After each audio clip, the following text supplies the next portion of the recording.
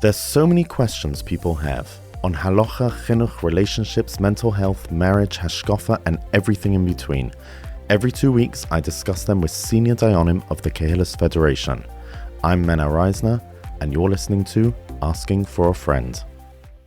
And welcome back to Asking for a Friend. This is episode 12 with Daim Posen. Just before we begin, a quick note: there was a technical glitch with the recent tzedakah series, and part 2 was actually uploaded first by mistake, so some of you may have heard that before part 1, and it has since been corrected, and the proper part 1 is live. So apologies to all the people who sent an email saying that there seemed to be a repeat upload. That's not the case, and you could go back and listen to part 1 now. This episode is a natural follow-on from that discussion that we had on tzedakah. In the previous episodes with Rabbi Zimmerman, we explored different elements of tzedakah, different priorities, how tzedakah has changed, and more broadly in the reasons we give and how we give. And Rabbi Zimmerman quoted from Moshe that a person should give not only 10% of their money, but also 10% of their time to helping others. Bikur Cholim is perhaps one of the clearest expressions of that idea, how people are able to use their time to help others. And we're joined today by Dayan Posen to explore what that actually looks like in practice, how the mitzvah is defined, how it should be approached, how it applies in today's world, particularly in areas like mental health and crisis response, which are relatively new ideas. And it's something that everyone encounters at some point, and small differences in approach can make a very meaningful impact. As always, if you're finding the podcast valuable, please take a moment to subscribe, to share it, to leave a 5-star review. It really does help the podcast reach more people. Daim Posen, thanks for coming back in. Pleasure, lovely to be here. So, when we speak about Bikur Cholim, can we just start at the beginning? What are the core halachic obligations at its roots? Because I feel like, much like the tzedakah series that we discussed last time, Bikur Cholim was probably more simple in the past. Nowadays, the illness, types of illness, duration of illness has changed, communication certainly changed, daily life looks very different. So perhaps it's best to go back to its core. What is Bikur Cholim at its core? So the Gemara in Sota says that Mahu Mavakeh Cholim Av Atzum Mavakeh Cholim. The origin of the concept of Bikur Cholim is something learned from HaKadosh Baruch Hu. HaKadosh Baruch Hu went to visit Avraham Avinu after his bris, and the Gemara tells us we're meant to emulate. The Pasuk tells us we're meant to emulate HaKadosh Baruch Hu, and this is one of the ways how. The Rambam, when he speaks about Bikur Cholim, says it's a mitzvah saseh midrabanan midivreim, but Chazal also explained that it really comes under v'ahavta l'recha kamocha. So the classic part of Bikur Cholim, which everyone understands, everyone expects to be associated with Bikur Cholim, is go and visit the person who's not well, the kehillah, and if there's anything they need that you can help them with, to help them. You speak about how it may have evolved back in the day before you had NHS and potentially even hospitals. You could have a kehillah who sat at home by himself, potentially, and you came along and you could actually feed him, you could light the fire for him, everything he needed. So there was a proper hands-on opportunity to really attend to his needs. In addition to that, there's obviously the concept of giving emotional support to the kehillah. The Gemara in Daim, and it's passed in Yerideh and Siman Shin Lamed Hey, explains a fascinating halacha. The Gemara says during the first 3 hours of the day, a person shouldn't visit the kehillah, and also similarly in the last 3 hours of the day. And the Gemara explains, and that's how the Shulchan Aruch explains it. The Rambam has a slightly different interpretation, but the Gemara says the reason for this is because in the first 3 hours of the day, the average kehillah is feeling better than normal. They've just had a good night's sleep, hopefully, and they're feeling better than normal. And the last 3 hours of the day, they're actually feeling the worst. So therefore what? Says the Gemara, if a person goes to visit a kehillah during the first 3 hours of the day when they're feeling not so bad, then the person visiting may think, things actually aren't so bad, and they may not daven for the refuah of the kehillah. Similarly, in the last 3 hours of the day, the Gemara says, and the Shulchan Aruch says, that if a person comes to visit the sick person during that time, if they're in such a poorly condition, then the person may actually be miyash. They may give up hope and think it's not worth davening for this person because they're beyond help. And therefore, the opportune time to come is between the first 3 and the last 3 hours of the day, when you'll get a proper picture of how the kehillah is, how the person who's not well is, and then you're most likely to daven for them in the appropriate manner. So we see from here a very important concept, that the mitzvah of Bikur Cholim isn't just about going and physically helping or emotionally supporting the sick person. It's about seeing them in the flesh, so to speak, seeing what they're going through in person. And that will generate a degree of empathy which will make you daven in a completely different way than when you just hear about someone not being well. Ein shmiya k're'iyah, what we hear about and what we see are not the same. And when we see something ourselves, we see someone going through pain, we're more likely to connect with that, to empathize with that, and daven properly. So is Shulchan Aruch saying the main reason why we do Bikur Cholim is in order to get to daven for someone? The Ramah says, whoever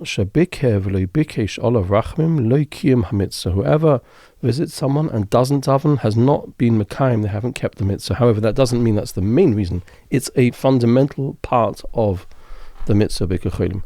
By the way, just on a point of note, the Aruch HaShulchan says that which it says in Shulchan Aruch, you shouldn't visit in the first 3 and the last 3 hours of the day, is a Eitzah Tova, it's advice, but it doesn't mean that one isn't doing the mitzvah then. That really frames things in a certain way that brings in a whole dimension one might not have automatically thought about.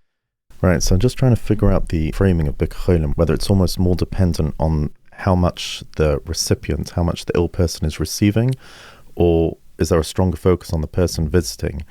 It is Bikur Cholim in general something that there's a minimum standard where a person could say that I've fulfilled my mitzvah, right? I've gone and done this, or is it very dependent on the needs of the individual? And that's where the mitzvah lies on how, and it could look completely different in every situation.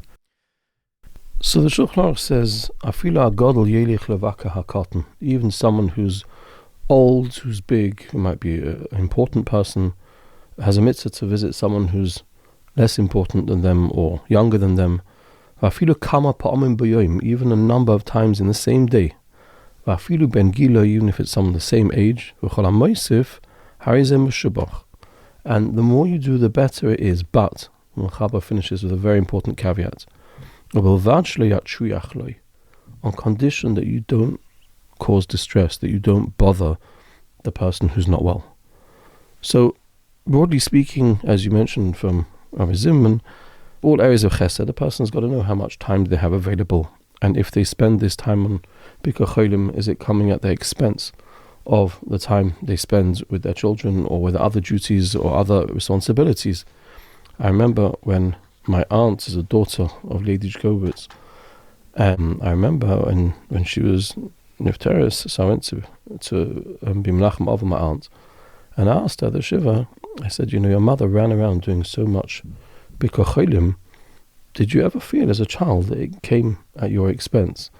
It was a bit of a loaded question, and my aunt answered beautifully. She said, absolutely not, because we used to go with my mother. We used to go on these amazing walks on Shabbos, and we were all part of it. We lived it together, so it was a family mission, so to speak. It's interesting, I was speaking to someone today on the subject of Lady Jkovitz, who was a young child with Yana Machla, and she used to visit them and shower them with love and goodies on such a basis that they said they didn't even realize, regardless of who she was, they just knew there was this lady who loved them more than anything in the world, and that kept them going. Ad kedei kach, that years later, Baruch Hashem, they became better, and Lady Jkovitz already been nifter by then, and they had a child, their first child, their daughter, and they called her after their grandmother and after Lady Jkovitz, Avakoros HaTov, for the chizuk that she'd given at such a crucial time. So the Mechaber says, Afilu hagadol, right? Even there's no limits of normal structure, so to speak.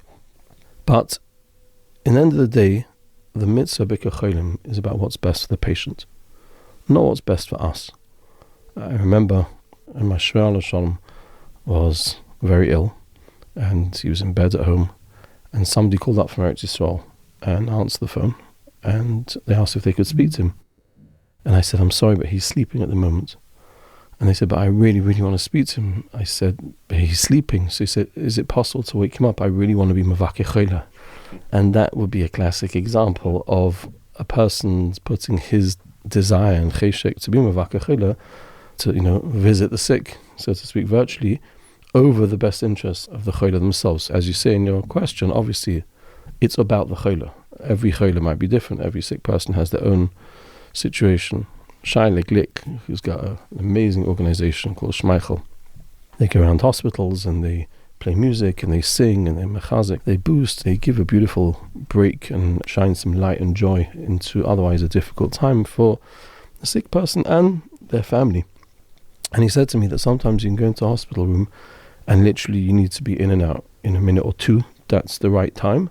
And sometimes you can go in there and the person doesn't want it to stop. Now in the actual hospital, it might not be so practical, but sometimes you can visit this person at home and they've been through a very difficult, challenging time, and all of a sudden this ray of sunshine comes in and it can be a long time that you can be there. So it really depends on reading the room. The Mishnah says that Gemilas Chesed is one of the things that Shein Lem Shir. The Rambam says that applies to Bikur Cholim, is one of the things that Gemilas Chesed. Maybe Lashon Tzachas, almost as a joke, one could say, if Bikur Cholim is Ein Lem Shir, it's because there isn't one size that fits all, that's the right share of doing Bikur Cholim. You have to know what's the right time, and most importantly, you have to really read the room. I guess that's also true in most cases of Beinon L'Chaveri, and a mitzvah in general, V'ahavta l'recha kamocha. It's interesting, V'ahavta l'recha kamocha, but sometimes something that you would want isn't necessarily what that person wants, and there isn't one size fits all. Would that mean that there would be a case where you would have a sick person, but people would be exempt from Bikur Cholim, whether it's due to the nature of the illness, or whether a person is very specific about, or the family is specific about not wanting any visits, or there's practical constraints, or any other halachic considerations where a person wouldn't have the mitzvah Bikur Cholim?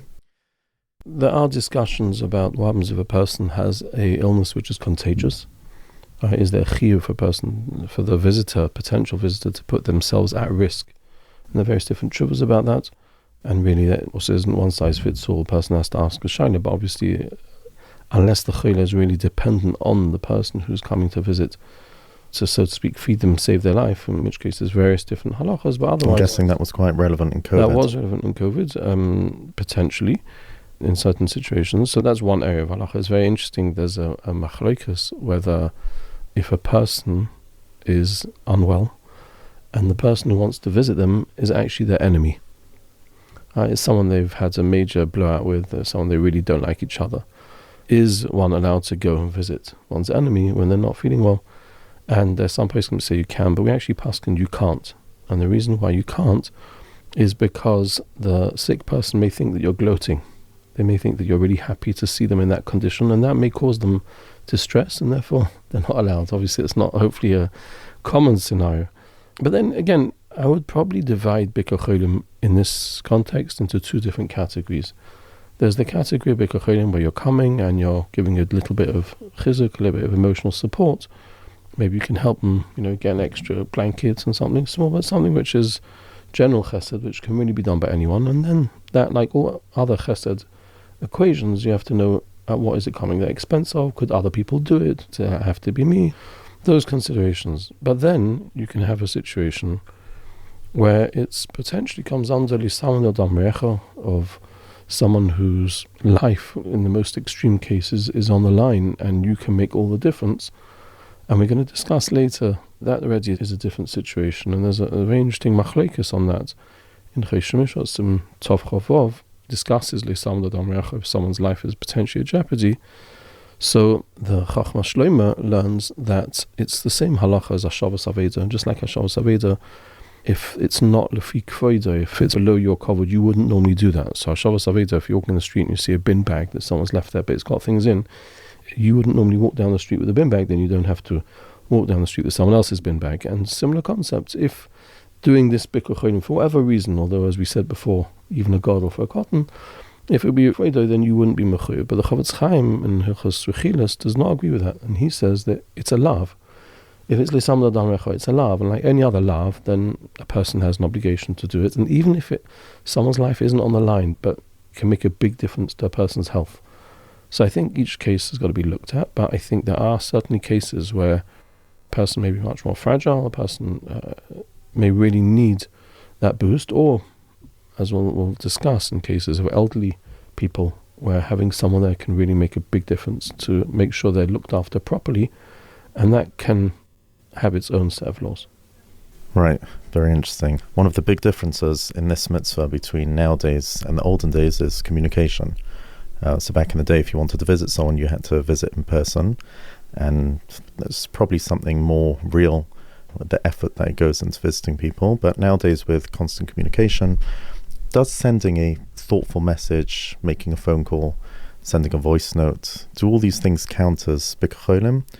Or is there really something essential about showing up in person that can never be replaced? Moshe Feinstein, in his Chuvas Igros Moshe, Yeridech, Reish Chav Gimel, discusses the shayla of a person doing Bikur Cholim over the telephone. This was before the days of WhatsApp and other FaceTime. And he explains, based on the halacha we said at the beginning, that since a fundamental element of Bikur Cholim is to be there and see in person the person who's not well, and that way you'll be more empathetic and your davening will be different. So in that regard, doing it on the telephone for sure, if it's a telephone without a video conference where you can't see them, it doesn't bring that benefit seeing in person would have. And furthermore, sometimes when you visit a kehillah, then you can have an opportunity to help them physically. You might be able to do something for them. They need the window open, close, get them a drink, all that you can't do on the phone. However, if a person's abroad, for example, and he can't come physically to do the mitzvah, then Moshe says clearly a person is achieving part of the mitzvah Bikur Cholim by doing it over the phone. So it's not a waste of time, it's not nothing. I'd go a bit further in your example when it comes to sending a text message, for example. There's sometimes a kehillah doesn't want to talk or can't talk, is too tired to talk, and just getting those messages can be a chizuk. It can strengthen them, realize and appreciate people are thinking about them, which is very, very important. They're not alone, they haven't been forgotten just because they're stuck in the hospital. Therefore, that for sure can be a benefit. I would say on a personal note, I remember when I was in hospital with COVID, and no one was allowed to come in or out, and it was, I was lucky enough to only be there for a short period of time.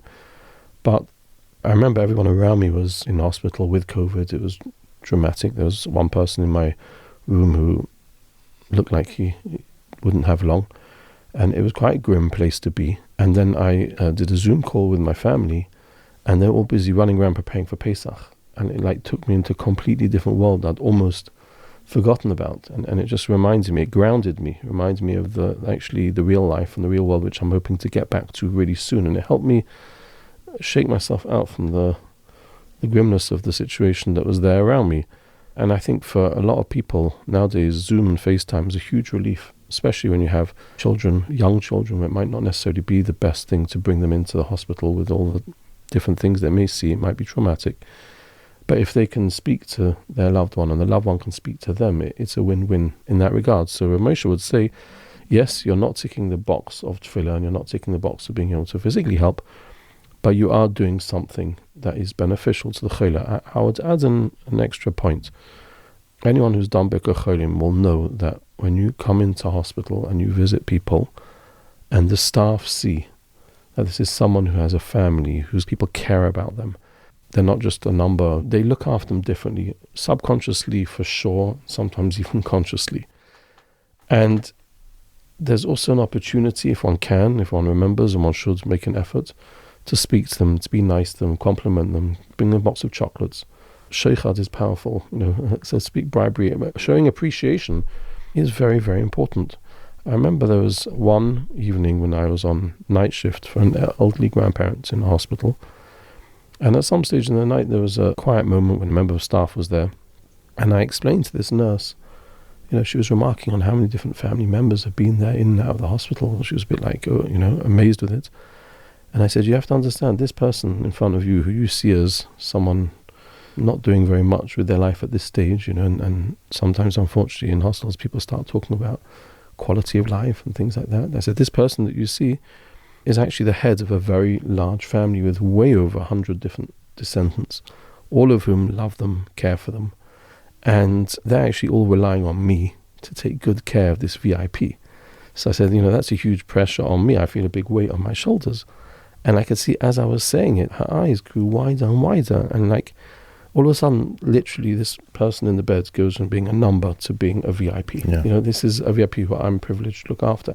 And I'm going to have to account to the 100 people, so to speak, if I don't do the best that I can. So again, the staff in the hospital is amazing, and they're doing jobs which are thankless jobs, and they're not easy, and they're overstretched and underpaid, and all the rest of it, which is all the more reason to show your appreciation. But sometimes they're so overstretched as human beings that we're all human, and having that edge of making them feel to care, that extra mile, it can be huge. Yeah. So that's something which you can only do when you're there in person at one point. I'm sure Weingarten's gesund, used to be a neighbor of mine, and his father was an elderly man, went into hospital. He spent quite a bit of time there in hospital with his father. When he came out, he told me that his experience was that if a person is old and they're in hospital, then absolutely one has to have someone there fighting their corner, because otherwise it can be pikuach nefesh mamish. Those were his words. Potential life-threatening, and to such a level that actually after he saw what he saw with his own eyes, I think he changed his psukim, how he ruled on what family members are allowed to do when it comes to going to be with an elderly family member on Shabbos, what modes of transport were available, because he really felt this is actually borderline pikuach nefesh. So all of those elements are elements which can only be done in person. It's a very important point about how when a hospital sees the care, for them it's just another patient, and there could be 100 patients they're dealing with.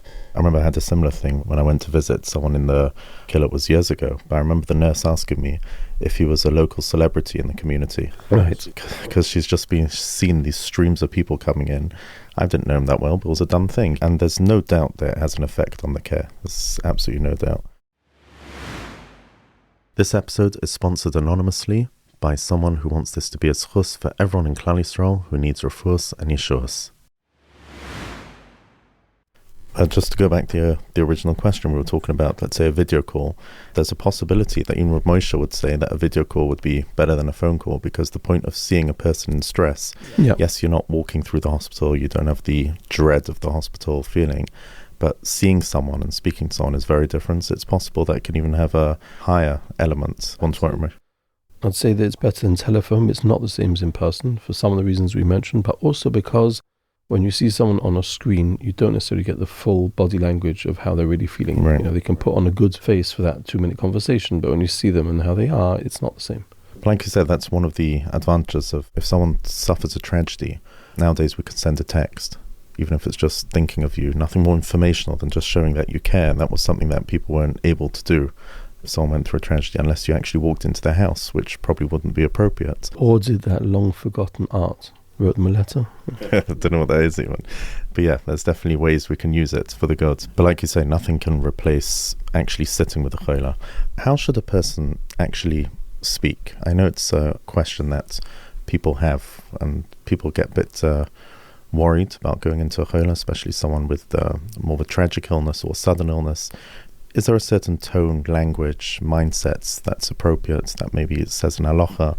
Are there things that one shouldn't say, even if well-intentioned? Are there certain things one shouldn't speak about? To try and help a bit, sort of paint the picture of what a good visit from a Bikur Cholim perspective should look like. But I think we have to first set the scene. And you've got the hospital beds, and you've got the kehillah lying in the bed. I mean, it could be at home as well. And there's a fascinating Gemara. There's a Gemara in Shabbos Daf Yud Beis, which says there's a number of different halachas that apply when one visits a kehillah, because the Shechina is there, the Rebbeinu Shalom is there, considered in the room above his head. And it makes a difference where a person is meant to sit when visiting a kehillah. But the Gemara goes further, and the Gemara discusses if a person davens for a kehillah in the kehillah's presence. The Gemara says, then even if it isn't Lashon HaKodesh, but it's in Lashon Arami, it's in Aramaic, then that's still okay. You can daven for him in Aramaic. And the Gemara asks, how can that be? Because we have a position that the Malach HaSharis, the Malachim, take our tefillas normally, and they take them up to the Rebbeinu Shalom. And apparently these Malach HaSharis can't speak Lashon Arami. So if you daven in Lashon Arami, they won't be able to take it up. So the Gemara answers, no, when you daven in front of the kehillah, since Hashem is there himself, and Hashem speaks any language, therefore it doesn't matter what language you speak in. And this halach is brought in Shulchan Aruch.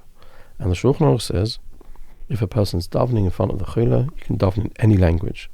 But if you're not davening in front of the kehillah, you should only daven in Lashon HaKodesh. Now the Taz asked on the commentator on the side of the Shulchan Aruch, asks a kasha, he says there's actually machlekes rishonim on this Gemara. The Rif holds like the Mechaber, that Malachim only understand Lashon HaKodesh. for want of a better Hebrew, right? Lashon HaKodesh. And no other language. So therefore, if you daven not in front of the kehillah, it has to be Lashon HaKodesh. But the Rosh disagrees and says there's something unique about Lashon Arami, about Aramaic. That's what they don't speak. But other languages, the Malachim speak. So the question is, why when the Shulchan Aruch writes this halacha, is it taking the side of the Rif and ignoring the Rosh? And the Ramah doesn't argue and quote the Rosh and say, as long as it's not Aramaic, it's okay what language you speak in. And the Taz gives a fascinating explanation. He says, because what's at stake here is a tefillah for the recovery of this sick person. And when it comes to such high stakes, you don't want to take any risks. You want to daven in a way that will be, according to all opinions, that will work. L'kuli alma. So therefore, forget how you might normally paskin one way or another. There's too much at stake, says the Taz. If you're not in front of the kehillah, daven in Lashon HaKodesh. So, first of all, when you set the scene, you have to understand, you walk into a kehillah, then the Rebbeinu Shlom's there in the room.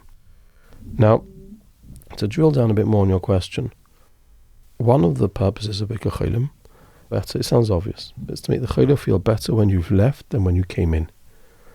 Now, there's a concept which many of us will be familiar with, maybe not by name, but by concept. It's called defensive attribution hypothesis, which means that when we encounter something bad, we often try to find a way to differentiate between that and us. It's a defense mechanism. You come across someone whose child's not well, someone who's been in an accident, someone who's struggling with shidduchim, someone who's got shalom bias problems, someone who's got a child going off the derech. Often people, without realizing, ask different questions, and what they don't realize, what they're really trying to do is keep digging till I find a way of differentiating between why I don't have to worry about that being my problem. I think one of the places I saw this the most starkly was when COVID began. And many people said, oh, it's in the Far East. And then all of a sudden it started spreading. And then it was mainland Europe. And all of a sudden us Englishmen got this major nechama, this major peace of mind, as if there's some drawbridge that we pulled up between us and Europe. And we don't have to worry because there's no way this can possibly cross the channel. And even when it came into England, you start hearing a bit further. And then you hear someone's not well, but they were quite old. We look for this kind of way of differentiating, and that way it gives us comfort, because the alternative is that we're not in control, and no one likes to feel they're not in control and vulnerable. Now, when it comes to Bikur Cholim, sometimes this manifests itself when a person comes in and they start digging away with their questions. When did you first discover? How? What? Where? Have you ever had this problem? Is it in the family? And before you know it, this person is being grilled. And this kehillah lives with their machla 24/7. They don't necessarily want to rehash it all, just to give you peace of mind, artificial peace of mind. One has to walk in and pause before you walk into that room and remind yourself, I'm here for the kehillah. What's best for the kehillah? Now, you have to be empathetic and show you care, but actually, in most cases, this sick person doesn't actually want to talk about what they're busy with the whole day. They want a distraction. They want a welcome. They want to pick me up. And, if you can make them smile, you can make them laugh, that's amazing. I remember when I was a chosen, my father was diagnosed with the and he began having treatment in the London clinic. And I remember one of my Shreya's brothers came to me with kehillah, and he has an amazing sense of humor. And my father was literally crying with laughter. He was in there, my father was crying with laughter, as was everyone in the room. And one of the stories he said over was when his father, so that's my Shreya's father, was ill. He was also in the London clinic, and he was walking through the corridors in his hospital gown. And he met another Yid who he knew, but who he didn't know was ill. And that person was walking towards him also in a hospital gown. And the gentleman was very embarrassed when my grandfather said, I didn't know you were here. And without missing a beat, he said, no, I'm not. I'm just visiting. And I remember this is a very amusing story. In fact, my father said over this story in his drasha at my chasna, but then paused and turned it on its head and said, but the truth is, we're all just visiting. Coming back to the point, Yedidi, Rabbi Dr. Fox from Los Angeles, puts it very nicely. He says it's called Gemilas Chesed, Gemilas Chasodim. What's the word Gemilas? So he explains, this is his vote, that it comes from the word goimel, which means to mature or wean the weaning process. This is the first time you find this in the Torah, as the Pasuk in Vayera. The Pasuk says, "Vayigdal hayeled vayigomel, hayas avah mishte gadol b'yom higomel es Yitzchak." When Sarah weaned Yitzchak, that was the first time we find this lashon in the Torah. And he explains Gemilas Chesed in its ideal. Again, often it's not possible, but at least understand and recognize the ideal. The ideal of Gemilas Chesed is to be able to help put the beneficiary of that chesed back on their feet. We should aim to give them the hope and encouragement and inspiration, which can hopefully empower them to fight against their illness, boosting their resilience and resistance to what they're going through. And if we can distract them from their worries and allow them to relax a bit and experience, even just for a little bit, a break in that sadness and anxiety and distress, then that can help them hopefully pick themselves up. Apart from that, Chazal say that if a person has certain things in common with the patient, they can even take away 1/60th of their illness. The bottom line is, remind yourself what you're there for.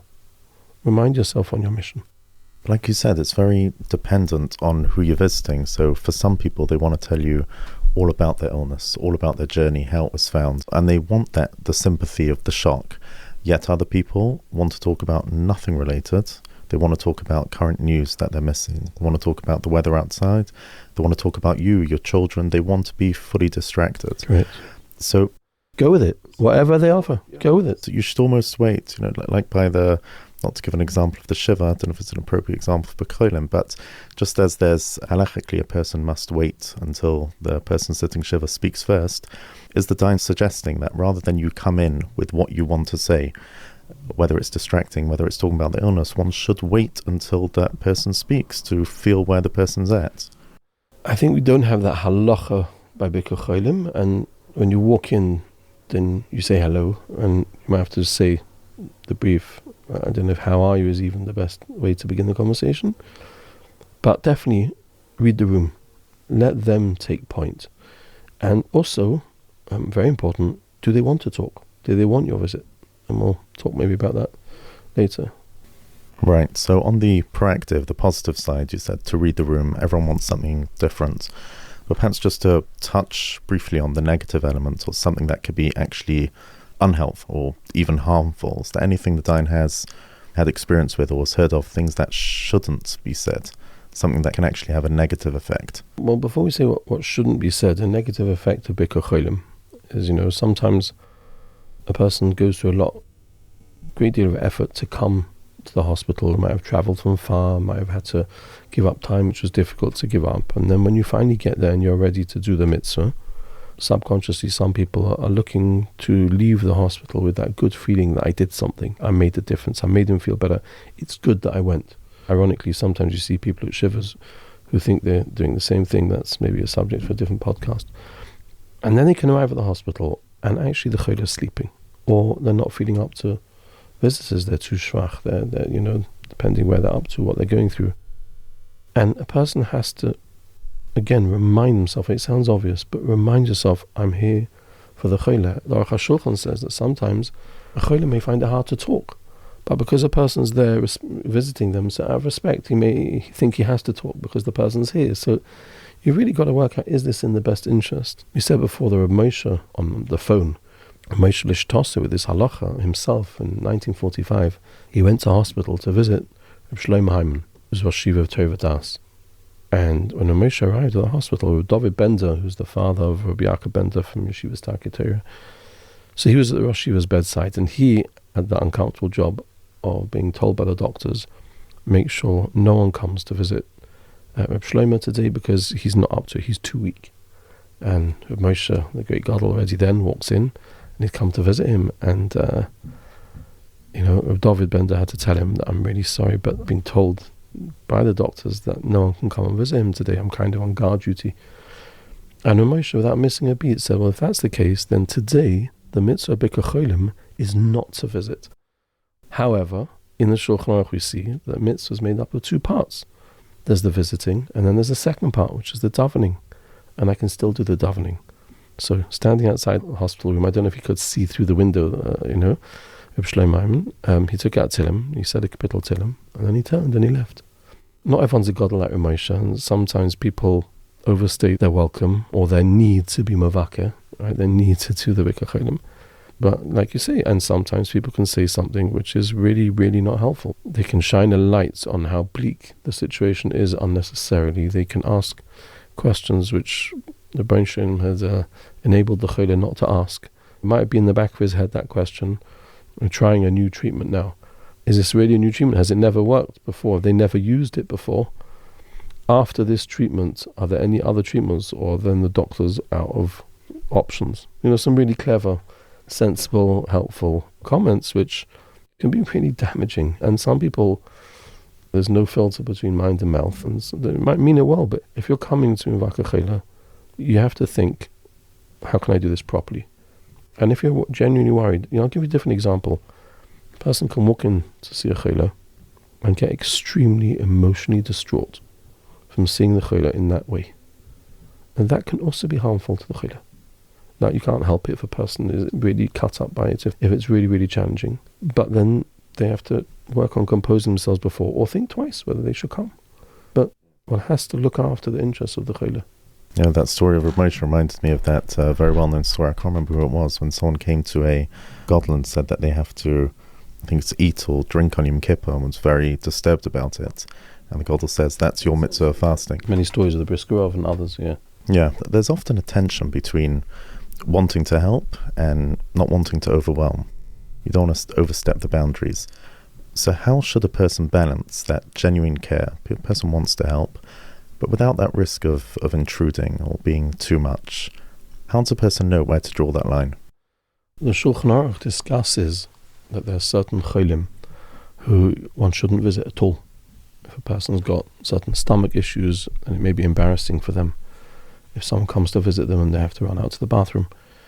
During the first 3 days when a person becomes ill, the Shulchan Aruch says that only the family should visit, not friends, because the Bach quotes the Gemara in the Dvarim and says that's because if everyone starts coming visiting, it almost gives them a status of a kehillah, and that may change their muzzle. So therefore, hold off a bit. Maybe a modern day example of that as well is that there are some people who, if they become ill, they want it kept confidential. There's different approaches. Some people say, on the contrary, let the public know and they can daven, and some people say, don't let them know and therefore it's hidden and therefore muzzle affects it, changes it, etc.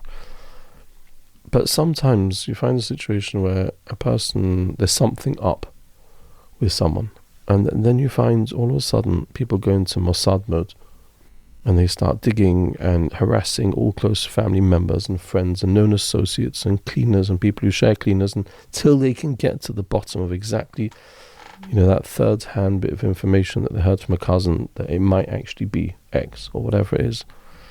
And then all of a sudden that gets spread as almost a verified fact, and there's no regard for the person's right to privacy. Whether the person thinks they've got it right, it's not your call, it's their call. And, Yitzhak famously defines secrets as something people tell each other one at a time. So here as well, if a person's been entrusted with privileged information, there's halachas in Shulchan Aruch about a soid, about being megala soid. If a person's given you a secret, protect their privacy. And when it comes to visiting, ask a family member, do they want visitors? Do they want us to recognize and tell them we're thinking about them, or would they be mortified to know how many people actually know they're not well? We have to give it thought, and have to do a bit of homework, not just fire from the hip. Why do people do that? Why do people try and find out what's wrong with someone to such an extent? I think some people are very inquisitive. Some people have a major thirst for raid, for information, to be in the know, to be able to tell people and show that they're in the know. It doesn't necessarily come always from a bad place. They might care about this person and therefore they're shocked and they want to share that shock. But sometimes it doesn't necessarily come from a good place. How about a situation where someone is clearly struggling but doesn't want any visitors or support, and they make it very clear, or their family make it clear? Should we as a public respect that, or is there still a place to gently persist? Because sometimes you always think that we know better than them. No, I'm telling you, if that person comes to visit, they'll feel better, even though they've said they don't want any visitors. Is there any truth to that? Do people just give it as a blanket, yet they find in hindsight that actually visitors were helpful, or is it something one should keep back and fully respect a person's wishes? I think it depends on who one is and one's connection to the kehillah. Sometimes a person says they don't want visitors or support, either because they don't want to bother anyone, or they don't want to be made to feel like a nebuch. In which case, if one's close enough to them, one can try and explain one's coming purely for selfish reasons. I care about you. I just want to be with you, spend a bit of time with you. I'm not coming for you. I'm coming for me. A Rav, for example, might have an achrayus, a duty and responsibility to visit and make sure the kehillah and the family are okay. Additionally, there's a lot of focus put on the kehillah. One forgets to see if the next of kin, the spouse, children, whoever's at the bedside, the parent, how they are. They may be exhausted, they may be depressed, they may be angry, they may be worried, and they may gain hugely from a visit, as long as it's not done in a way that's detrimental to the kehillah. And it's in the kehillah's best interest that the person who's looking after their care is in a good place. So, as long as it isn't harming the kehillah, if one can come and be mechazik, the next of kin, that's very important. Yedidi Dayan Daniel Schoenfeld told me a lesson that his wife, Oleh Hashem, taught their family. The kehillah and the family are often not the only victims affected by the machla, but the wider friends and family who come to visit, they may also be suffering as well. And it might be chesed to let them come and be mevakeh kehillah and let them drop off a kugel or a bunch of flowers, whatever it is that they do, because they need to feel that. If one can, without it being too much of a difficulty, then recognize that they also have an element, so to speak. So, you say sometimes in chesed, who's doing the bigger chesed, the one who gives, the one who receives. So that would be a classic example. And from everything I heard about his wife, Oleh Hashem, that's very much a phenomenal gevurah that she had. Still be thinking about others. Not just thinking about others, but potentially even putting them before. Right. So Dayan's saying if it will be valuable advice for someone who, if there's a kehillah who is insisting that they don't want any visitors, rather than trying to persist too much or trying to figure out a way as to why your visit would be helpful, you should look for the next of kin, you should look for the wife and the children, and if you really want to help, there's enough people around that one can help without trying to force your way in. Sometimes the only way to get to that next of kin is by coming in and visiting, because they're not going anywhere, that's where they are. But what I'm saying is, there's a kehillah saying they don't need visitors, and there's a kehillah saying they don't want visitors. Right? So if they say they don't need, then it might be because they don't want to bother anyone, or it might be because they don't need it, but their family may need it. So as long as it's not detrimental to them, that might still be a benefit. Right. How about the priorities of Bikur Cholim? In a community, there may be many different cholim and different stages. How should one prioritize it? Is there a clear halachic hierarchy in terms of who takes precedence? Someone with a more severe illness, someone who has less of a severe illness but maybe needs it more, maybe their family needs it more. Is there anything in halacha about where one's focus should be? So I think Bikur Cholim is a derivative of chesed. And like all chesed, so charity begins at home, with one's nearest family.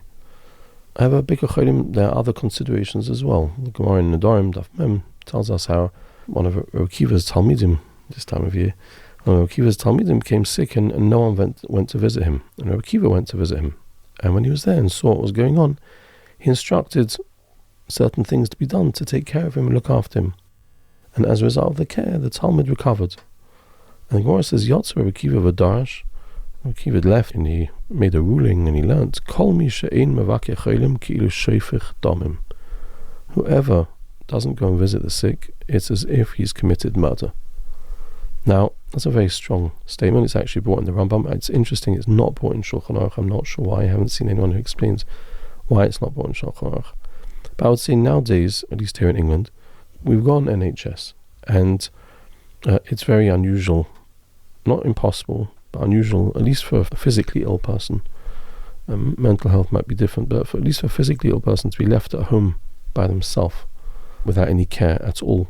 So it's unusual you'll have a kehillah who literally is going to die if you don't come and visit. However, you may have particularly an elderly parent who, if someone's there, then you can make sure they drink, you can make sure they eat, make sure they take their medication. Whereas the staff in the hospital may have tried, but you made it difficult, the kehillah made it difficult, and they've given up trying. They'll maybe come back in an hour if they can. And so, they did try, but the kehillah didn't want it. So someone who can persist, someone who can coax them into it. It depends. I think that those cholim who will gain considerably more from a visit rather than more of a social call should probably be more of a priority.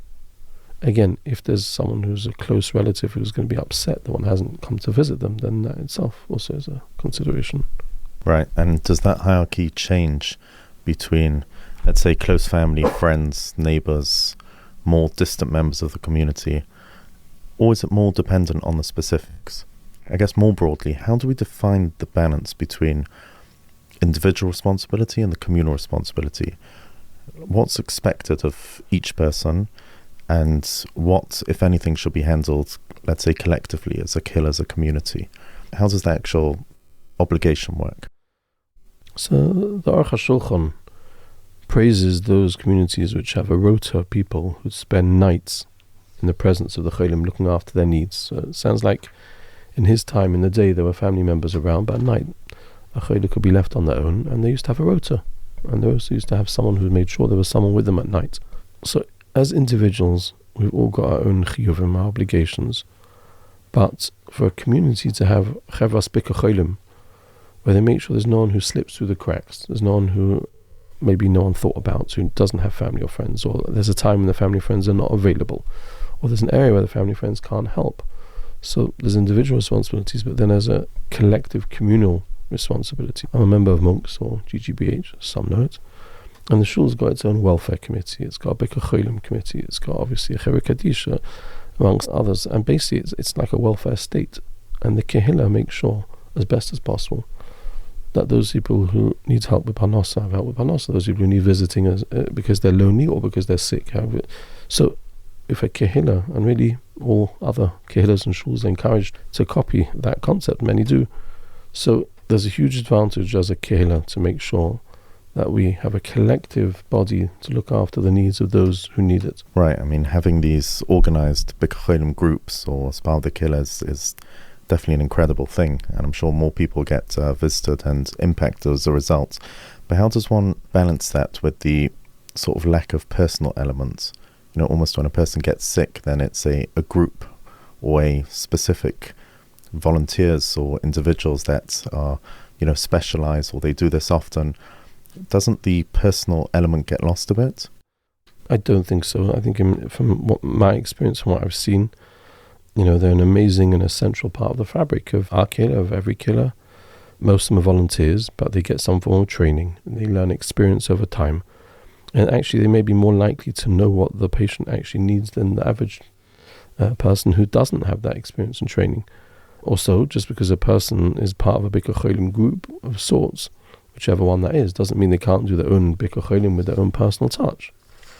I mean, here in the kehillah, we've got such a wide range of different organizations. You've got a Mars to help people with which doctors to go to and which treatment to have. You've got Bikur Cholim. You've got Shmeichel that goes around. You've got different organizations that lend medical equipment. You've got Hatzalah. You've got HKMS. You've got bedside kosher. You provide kosher meals to people. You've got, you know, if you start moving into Shabbos rooms, you've got Imodzi, you've got mental health organizations, Noah, J18's Relief Helpline. There are loads and loads of community organizations made up of tzaddikim and Nashim Tzikonias who give of their own time, their own koyach, for the better of the kehillah. And it's an incredible asset. It's a shining jewel in the crown of our kehillah. And I don't think anyone who comes across the people in any of these organizations feel that they're lacking a personal touch. On the contrary, I think they feel that these are people who, at the drop of a hat, will do whatever they can to help those in need in this particular area. Yes, it is remarkable. And as Rabbi Zimmerman said last week, the explosion of Chesed organizations is one of the things that we're going to be bringing as our generation for Mashiach.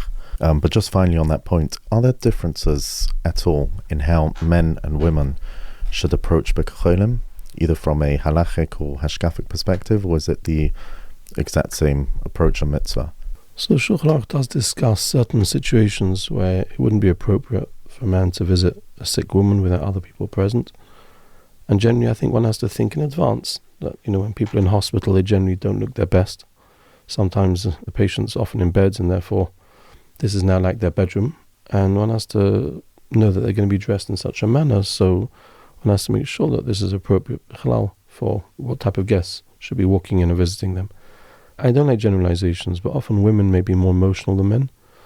And it's important when visiting a kehillah that they make sure that their emotions don't cause distress to the kehillah. On the other hand, women may be more empathetic and might be better listening ears, and that might be hugely beneficial. So it's more just about stopping and thinking before one walks into the room. What am I here for, really? Obviously, I have to put my own personal interests, my own personal worries to the side, and do this mitzvah the same way you do any other mitzvah, with thought and care, to do in the best possible way. Right. Often the focus is entirely on the patient. We touched on this before, but in reality, the caregivers, the family members, are many times under immense pressure, even from just the lowest level, the practical elements of running back and forth from the hospital, the emotional pressures. What responsibility do we have towards them who are not strictly the cholim? So we wouldn't necessarily put them straight away in our minds under the category of Bikur Cholim, but as part of this broader mitzvah, what responsibility do we have to the people around the kehillah? Firstly, if the caregivers and family members plot, if they fall apart, as we said, then the kehillah is not going to get looked after properly. So looking after the family, apart from anything, is in the best interest and often essential for the kehillah. But furthermore, there's a mitzvah deiraisa, mitzvah naturian of prika. That means if you see an animal that's walking on the way and it's got a huge weight on its back and it's platzing, it can't handle the burden that it's got, then there's a mitzvah to help unload it. And Chazal explained part of the mitzvah is also because it's tzab l'chaim. This animal is in pain. Now, if that's true when you see an animal who can't carry its burden, kal v'chomer, how much more so if you see another yid who's platzing under the burden of supporting their sick relative. And often they really are. They're drowning. And it's imperative, there's a mitzvah on us to do whatever we can to help them as well as the kehillah. Right, and especially if Bikur Cholim stems from Gemilas Chesed, this is just regular chesed. Correct. But can there be situations where too much involvement from friends, even from family or the wider community, actually becomes counterproductive and hinders recovery rather than helping it? Just that we're discussing so much the importance of helping. Just want to know if there's anything one shouldn't do that people might think could be helpful but could end up being counterproductive. So I think, like all areas of chesed, one has to respect the beneficiary's boundaries. One needs to strike a balance between helping them and being there for them on the one hand, but not making them feel like their life's been taken over and they've lost control, unless chas v'shalom they've got to such a stage where that is actually the case. But often a kehillah feels helpless and they feel guilty that so much is being done for them, and they just don't like feeling, like a nebuch. And ashreichem, praiseworthy are those who are able to do this chesed in a way that doesn't make them feel that way. And if I can also say it's rare, but sometimes one comes across people who almost prefer helping people when they're down and out and almost don't want to see them get to a better place. As Rabbi Fox explains, Gemilas Chesed is ideally to help a person get to a stage where they're being weaned off needing help. One has to be careful to respect their wishes and their interests in the best way. To start off with discussing mental health, how far does Bikur Cholim extend beyond physical illness, which is probably the way most people would understand it at its core? How should we understand the application to mental health struggles, which are often less visible but equally significant? So nowadays, if you speak to GPs, family doctors, you'll hear that sometimes up to half of their time is spent tending to patients who struggle with their mental health. Whether or not that's because there's been an explosion in mental health over the last decade or two, or which COVID probably exacerbated, or whether people experienced many of these issues in the past as well but didn't understand them or buried them, that's not really today's discussion. So it's correct. But it's absolutely clear in today's generation that mental health issues can be just as deliberating, life-changing, and potentially damaging as physical health issues. It's correct. If a person chas v'shalom has cancer or diabetes, it can be seen in a scan or a blood test. It's, so to speak, tangible, almost visible, and therefore it's easier to identify that person as a kehillah.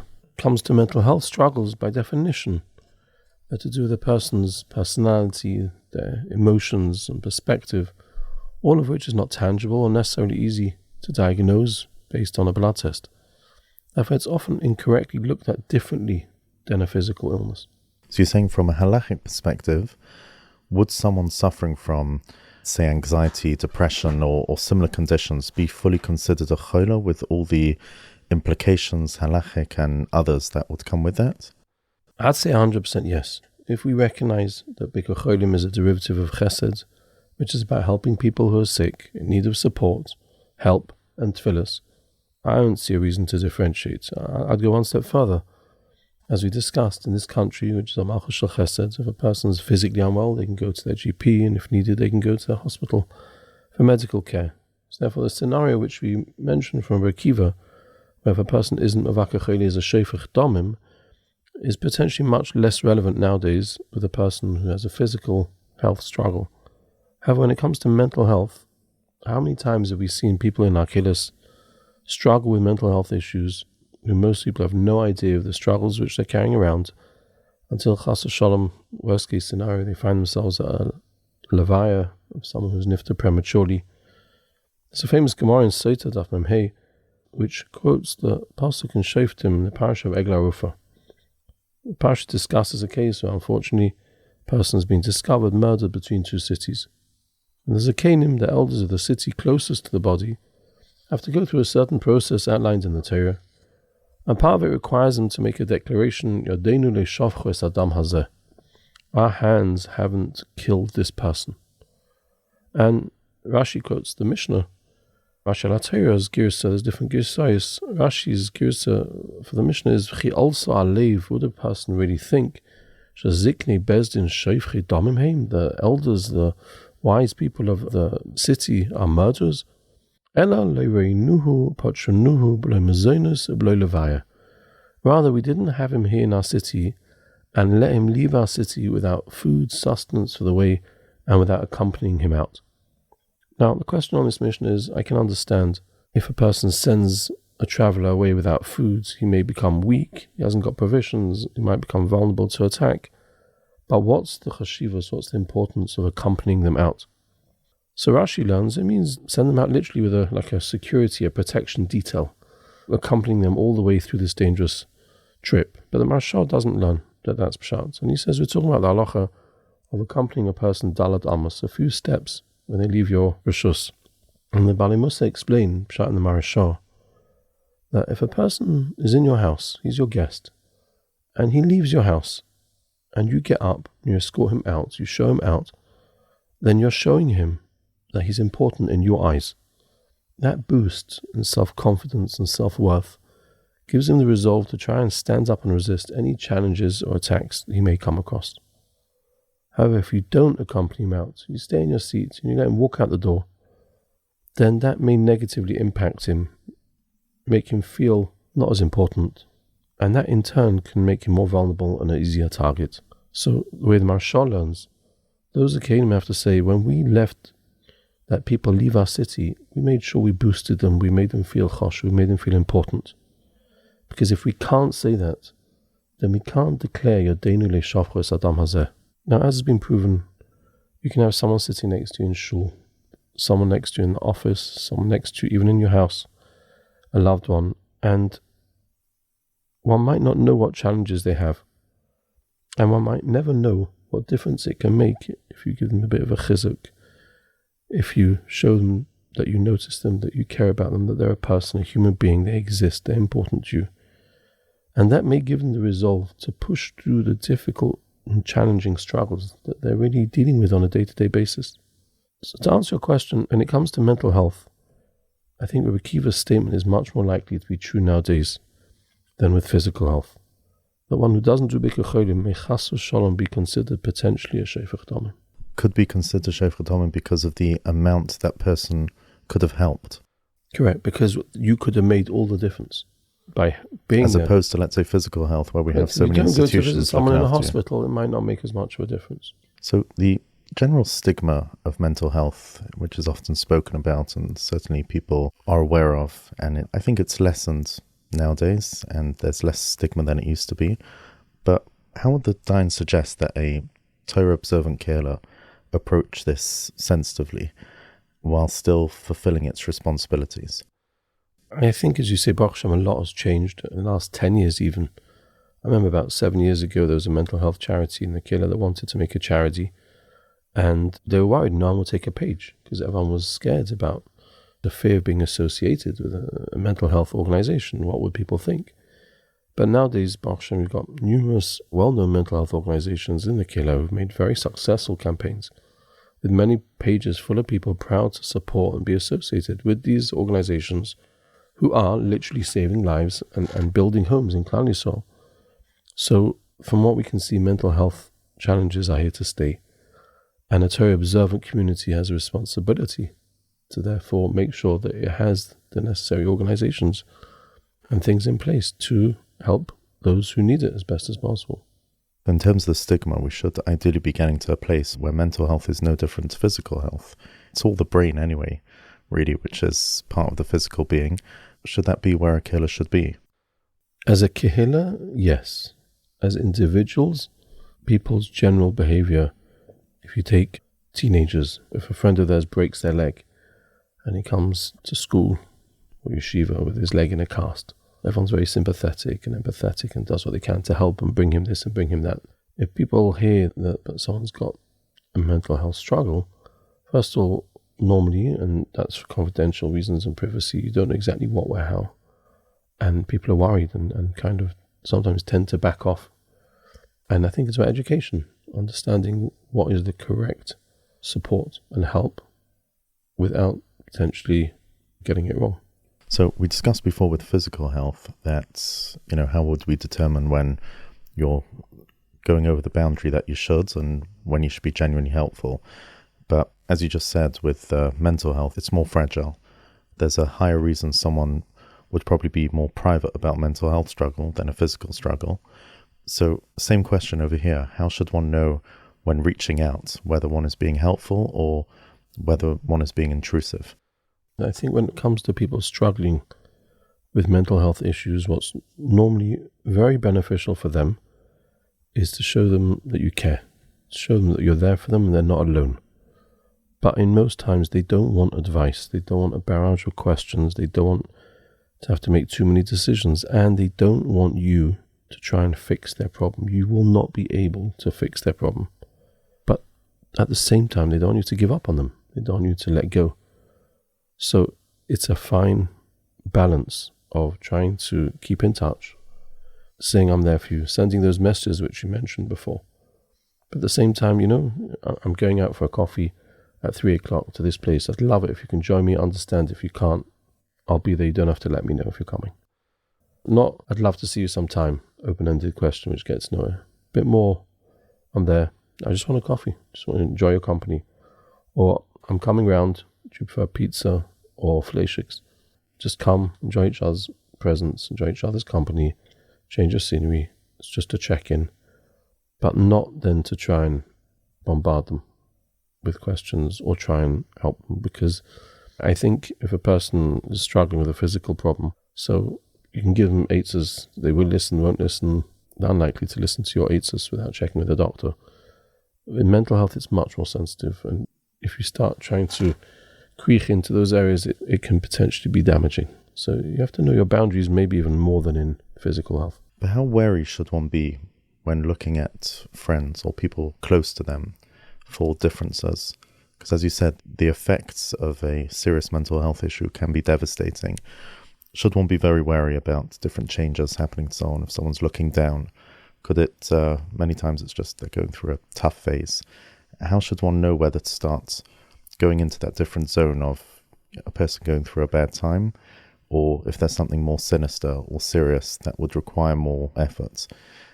In other words, how conscious should one be with the people around them, thinking of how serious is the situation they're going through?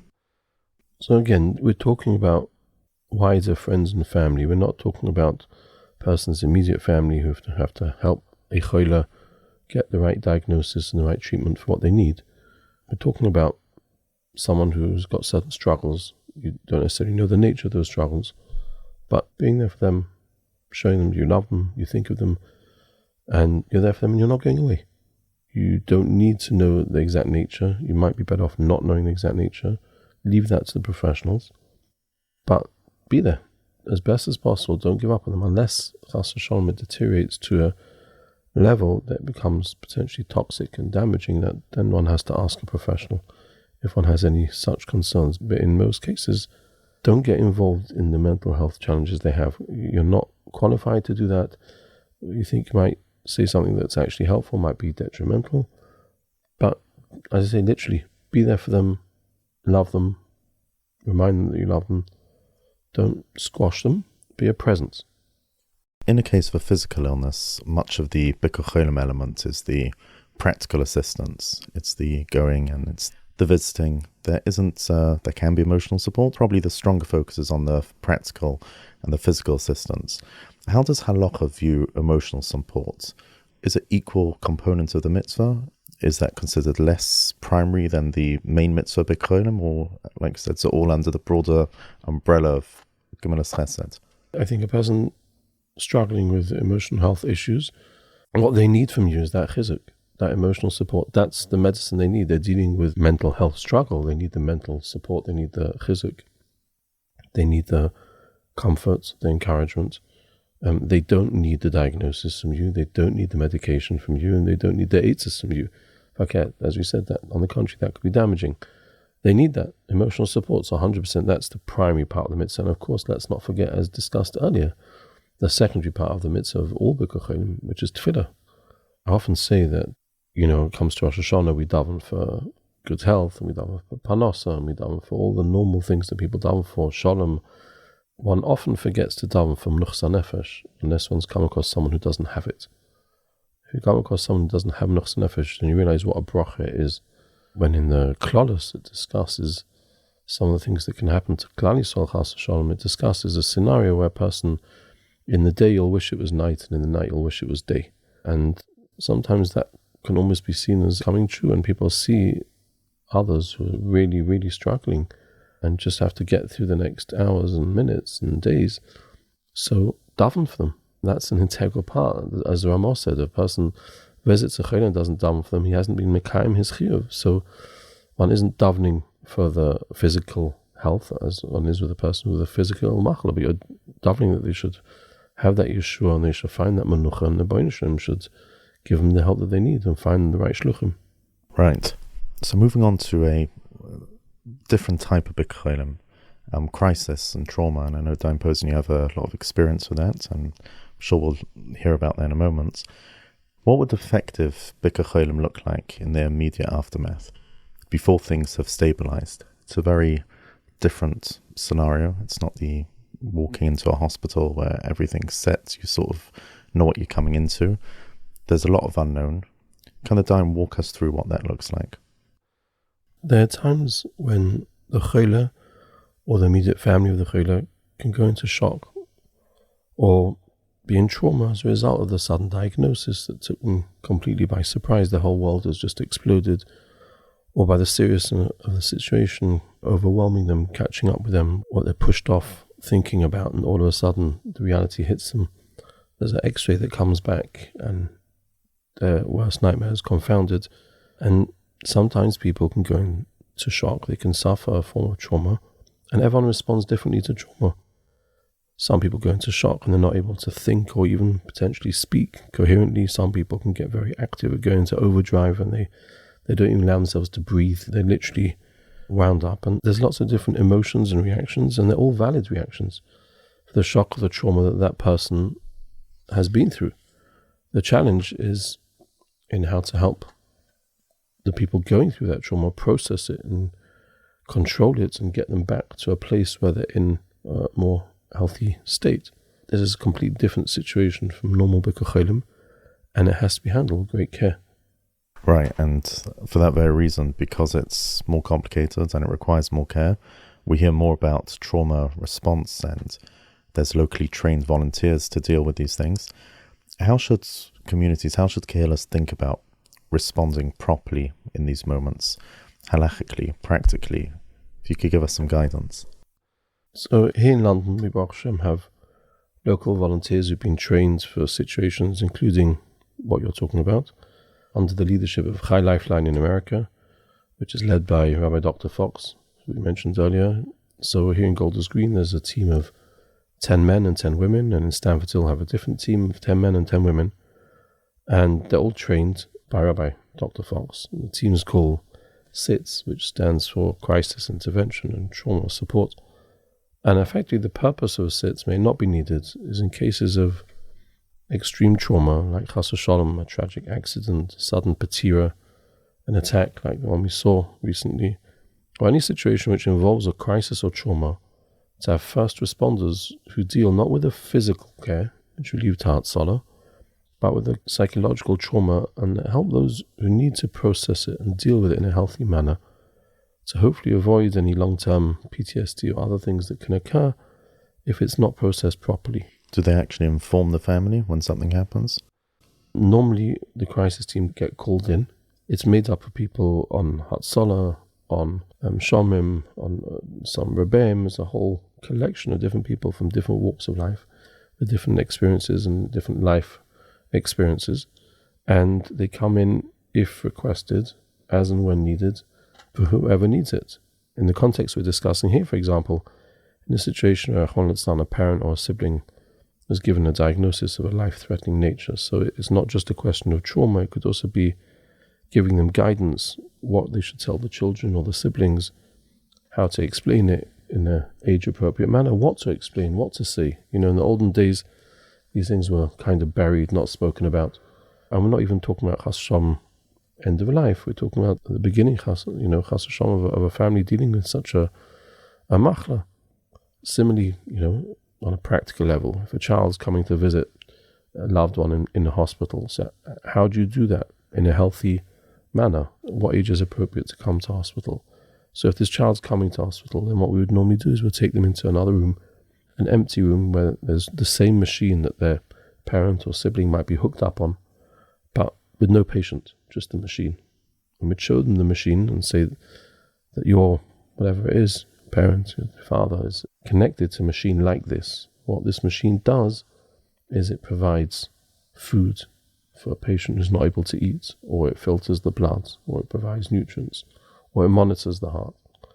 And they get to see it not on their loved one. And then when they come into the room, it's less of a shock, it's less scary. They've had to explain to them. So explain that chas v'shalom, parents he's comatose, he's not able to speak. You say he loves you, he's there for you, you can talk to him. We've been told by doctors and people who've been through these experiences, they can hear you, they can't respond. Tell them about your day, tell them what you've been doing.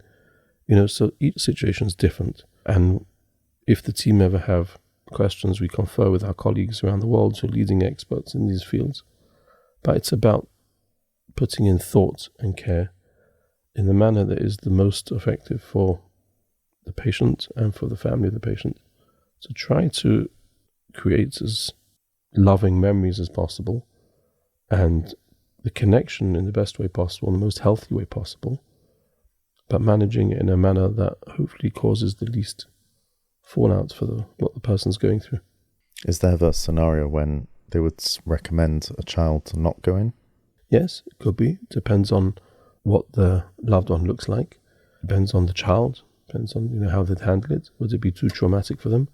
It might be, for example, that for that child to a Zoom or FaceTime meeting where they can see the face of their loved one without the rest of the machinery and the hookups, and the state that the person's in might be better, might be less traumatic. For some children, just walking through a hospital could be traumatic. For some children, walking into a ward with other people moaning and groaning, and it can be scary. It can be very scary. So each situation has to be weighed up, the pros and cons. On the other hand, sometimes there are situations where if people don't handle it with the right thought, then afterwards a person can live the rest of their life with regrets when they get older. So it's really a balance. So I know we touched on this before, and I don't know if this is the right podcast or the right forum, but does the Dayan believe that there's actually been an increase in cholim in our generation, particularly in areas like mental health?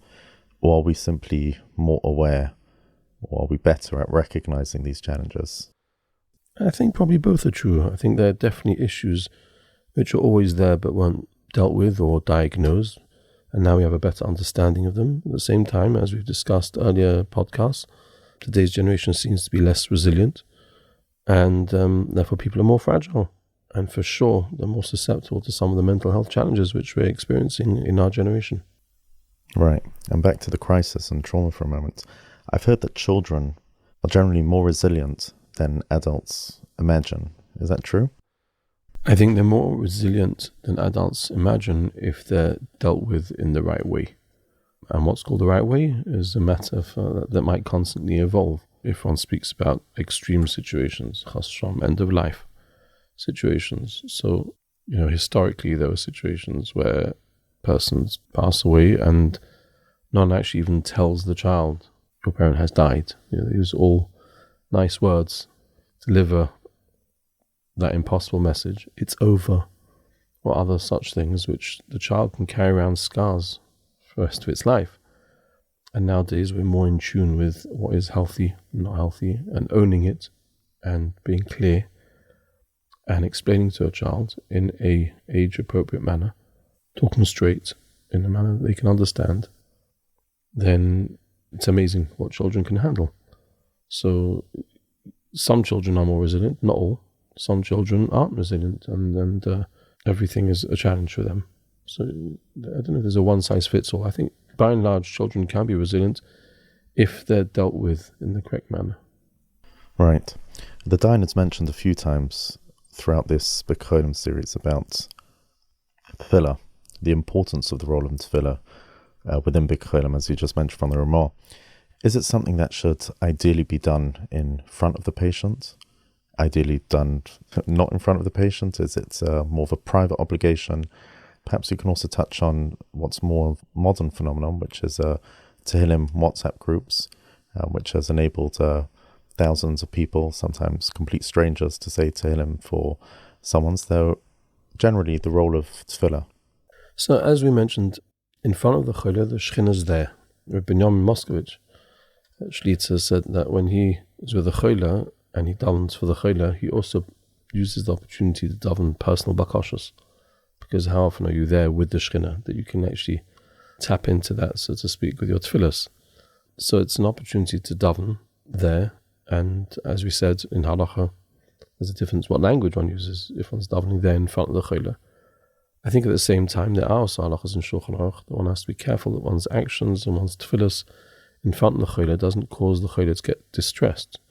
If, for example, classic scenario, if the kehillah starts thinking you're saying vidui and they think they've still got plenty of time, it can be dangerous, and there's various different halachas that revolve around that. So it's a balance. I think one has to weigh up. If a person's a kehillah just there for 2 minutes, popping in and popping out, then standing there and davening, with grace of kavanah, might not go down in the best way. If a kehillah is there spending an hour or two kind of taking a turn in the rota to be there, then it's very normal to be saying Tehillim when a person's sitting there in hospital in any case. And what bakashas between you and the Rebbeinu Shalom, the kehillah doesn't have to hear and doesn't have to know. So I think, yes, there's definitely a koyach to daven in front of the kehillah. I think if we're saying that when one sees the kehillah, one causes one to be more empathetic, maybe one can add in today's generation of people's attention spans being very short-lived, then the moment one leaves that room, who knows what you're going to be bombarded with, and who knows how long it will take for that impact to wear off. So one could argue that there's a added benefit in davening in front of the kehillah, but it's got to be done in a sensitive manner that doesn't cause distress to the kehillah. When it comes to WhatsApp groups, so first of all, as you said, they can generate an incredible volume of Tehillim being said by a huge amount of people. And there's two main benefits in that. Number one, the Tehillim themselves, the tefillah itself. Number two, when the family and the kehillah sometimes see the volume of people and the amount of Tehillim that's being said, it's an incredible chizuk to them. They really feel that the public's being nice about with them. They're not alone on this. And there have been many different stories we've all heard of kehillim and their families really going through a difficult patch and then putting out a broadcast, please daven now, and then all of a sudden there was a major Yeshua. And I think that's an incredible thing. On a very small point, I have had a number of people tell me over the years that they think some family members are almost addicted to these Tehillim groups, and just another one. And like everything else, a person's got to handle all parts of their life in moderation, but they are very powerful tools which can really make a big difference. That point actually touched on what we mentioned earlier about when doing Bikur Cholim, one has to ensure that they're doing it for the kehillah and not for oneself. Right. How does one ensure that Bikur Cholim doesn't become like a social checkbox that a person is doing because it's the right thing to do, quote unquote, and they're doing it from a place of genuine care? Because everyone wants to do it genuinely. No one wants to just do it because they have to. How should a person refine the mitzvah for themselves? With all mitzvahs, we've got a concept of that even if you're not doing it for the right reasons, you're doing a mitzvah. I think with Bikur Cholim, if your visit benefits the sick person, whether through the chizuk you give him, whether because you're taking care of certain things for him, or whether the tefillah for him or her, then that itself achieves something and makes a difference. But as far as trying to do it purely from a lishma point of view, for the right reasons, altruistic reasons, a person is always able to make sure that some of the Bikur Cholim they do anonymously. They don't have to do it for someone they know. They don't have to, maybe, if I can even suggest, say a capital Tehillim for someone without registering your name on the Tehillim group. There can be that certain lishma element to it. There are people who fill hospital rooms with the food that's needed. No one knows about it. There are people who cook and bake for Cholim. People don't necessarily know who they are. There are different options available. Try and make sure that some element of it is done lishma. So you mean it's almost a parallel to tzedakah, where matan b'seisa could be a purest form, right? Which doesn't mean that all your tzedakah has to be given that way, but it's good to anchor it. I think some with Bikur Cholim, as opposed to tzedakah, it's impossible to only do it anonymously, because by definition the kehillah is meant to see you come, right? So you can't send a check and they don't know who you are, and you don't know who they are. By nature, the most mehuda Bikur Cholim is doing that visit. What you can do is also visit people you don't know. I know some people who, when they do Bikur Cholim, I think this was easier years ago. Nowadays, with GDPR and other things, it's a bit more complicated. I think nowadays a person walking into a hospital and saying, "Can you tell me who the Jewish visitors are?" might not go down well. But there are people who, when they go in their mavakeh kehillah, they try and find out if there's anyone else in the ward or even in the hospital who could do with a visit. And that's purely lishma. Right, that's a nice idea, especially as if one thinks one's going to do it, there's always many reasons why not to, especially because hospitals are usually quite a schlep.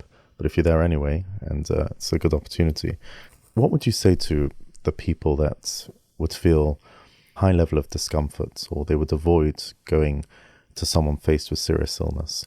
It's very difficult to know what to say, what not to say. And sometimes just on an emotional level, it's difficult to see someone, especially when they're young, going through a serious illness. How should one work through those feelings of reluctance in order to still be able to show up properly, do the mitzvah and be there for them? So I think a person has to be honest with himself and know themselves. There's no point having the altruistic approach of this is the right thing to do, so force yourself to do it. But if it's going to be counterproductive, if a person is going to be there in the hospital clearly on edge and not providing any comfort to the kehillah because of their own discomfort, that's not necessarily the best way of doing the mitzvah. But as we just said, that there are lots of different ways of doing Bikur Cholim. You can do things anonymously, you can do things without even walking into a hospital that help the kehillah.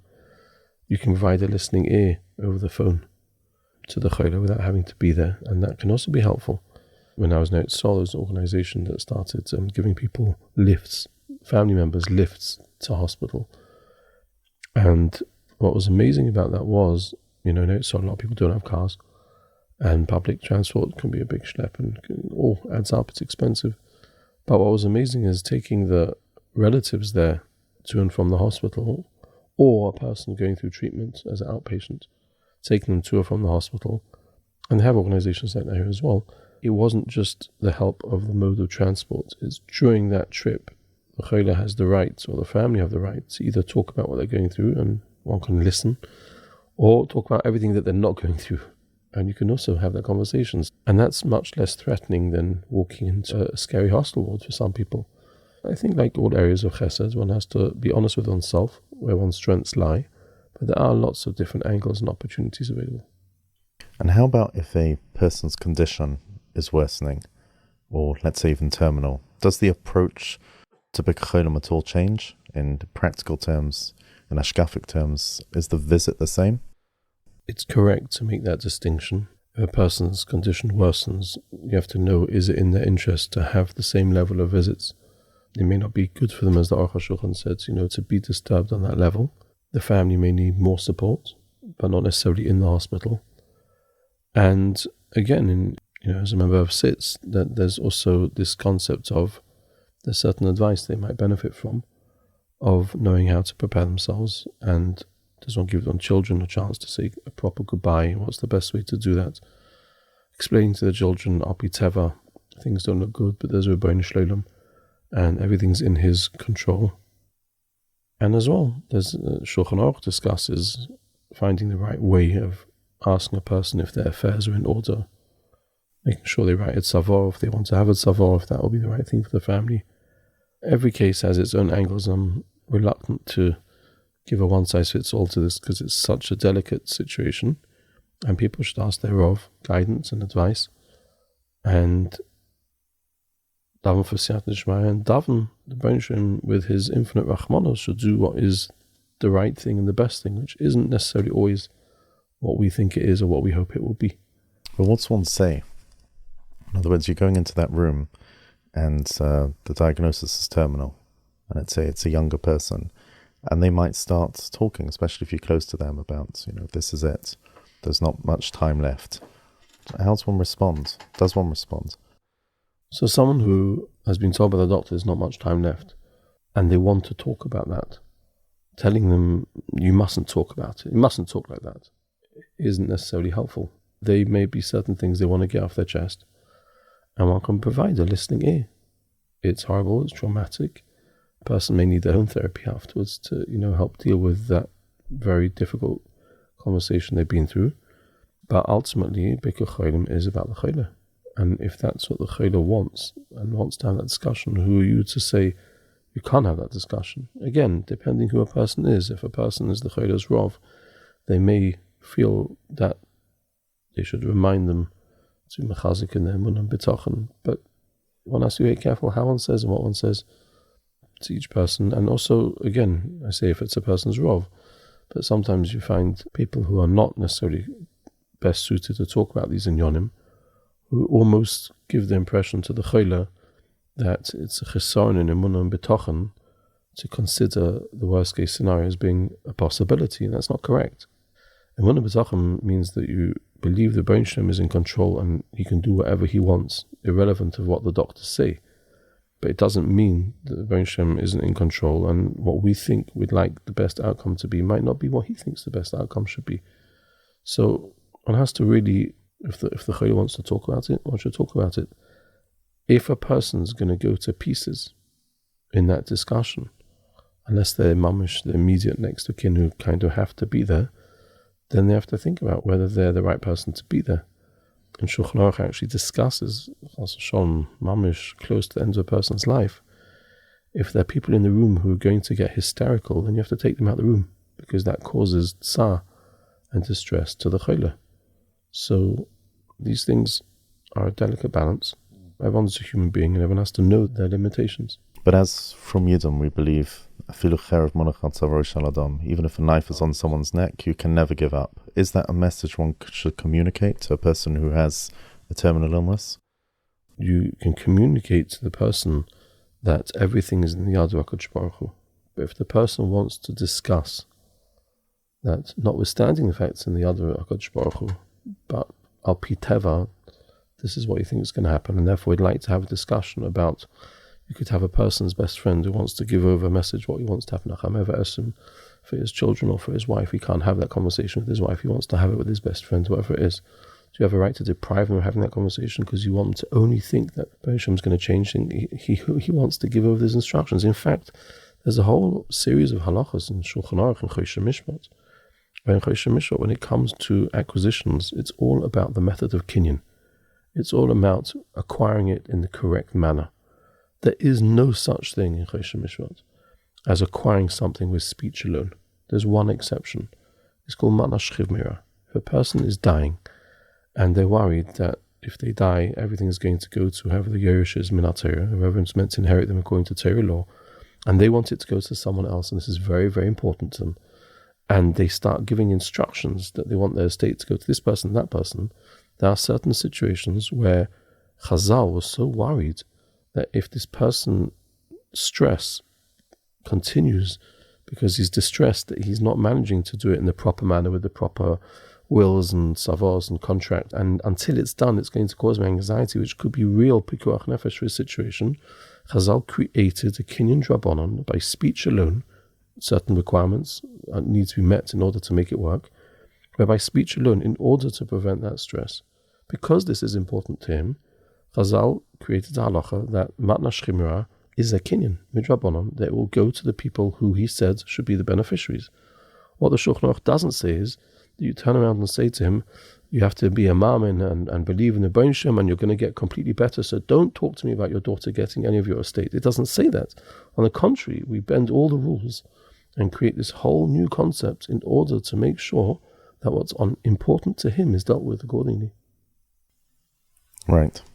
So perhaps just as a final closing question and any final thoughts, especially on a mitzvah that is, as we've said, authentic Bikur Cholim is done in person. There's many mitzvahs that require as deep of a human connection and to be personally present. So maybe if Dayan could just leave us with his final thoughts and what a meaningful, authentic Bikur Cholim should look like. So we live in a generation where personal communication and interaction is a rare thing. And it means being present and focused and genuinely listening and empathetic. And at the same time, allowing yourself to realize that we're not in control. We can't necessarily fix the situation. But our avodah is to do the best we can for the kehillah, and that might change every day what that is. On a finishing note, the Torah tells us at the end of Parshas Ba'aleischa how Miriam Hanaviyah became sick. She had tzoras.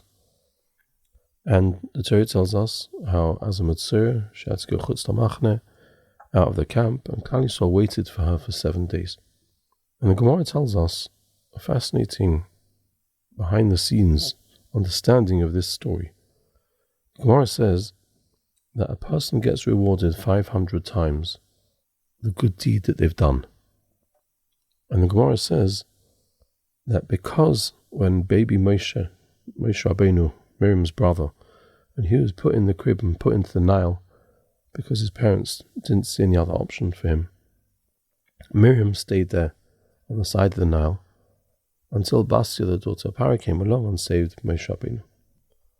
So the Gemara says, as a reward for for Miriam being there for Moshe, Klal Yisrael waited for her for a week. So the Gemara says, on that rate of 500 times, it means that Miriam only waited with baby Moshe about an hour. And Tosa says it's not even an hour, it's about 17 minutes. And the Mepharshim question, so Rabbi Dr. puts this very eloquently. So what does that mean? A sister babysits her brother for 17 minutes, so 500 times that is 7 days, and she gets this huge reward. What's really going on here? And he explains that when Moshe Rabbeinu was put in the water, there was no hope. Al pi teva, according to nature, he wasn't going to last. If you put a crib into the Thames, how long will it last with a baby inside it? The Nile was no different. And Moshe's parents couldn't watch what was about to unfold. But Miriam stayed there. Explains Rabbi Dr. She was noisa ba'ol chaveri. She carried his pain. Noisa ba'ol chaveri doesn't only mean when I can solve his problem, when I can fix the situation. It means I'm present with him in this challenging time that he's going through. Even though there's nothing I can do, I'm here, and I'm going to be here till the very end. That's an incredibly powerful thing, which is deserving of reward. Now, I often wondered, Miriam had this great schus, this great merit. Why did it take so many years before she got the reward? But Chazal tell us there are Arba Kriya Mesim, there are 4 people who are considered as if they're dead, and one of them is a mitzvah. Because mitzvah, someone who gets tzoras has to go chutz lamachne, they have to go out of the camp. They have no one around them, they're all alone.